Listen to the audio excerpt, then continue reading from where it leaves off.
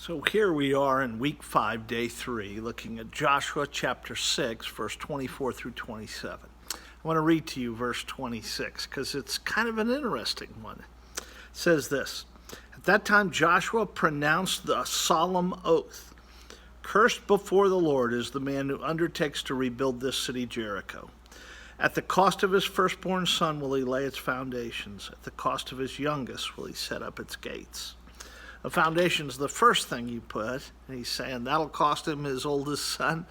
And the last thing you do when you're rebuilding a city is you establish the city gates. And he's like, that'll cost you your last son. In other words, anybody who rebuilds this city of Jericho is bringing about the curse of God. And it sounds kind of strange until you read 1 Kings chapter 16, verse 34.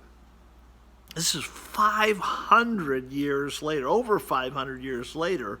A man named Hiel the Bethelite, who was an Israelite during the time of the wicked king Ahab. So bad, in fact, that the Bible says the worst king, the most evil king ever in Israel's history.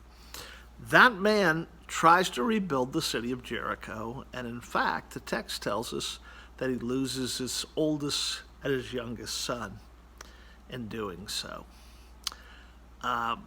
God's curse is intended to show that if we keep repeating mistakes in history, we'll keep experiencing the curses of God.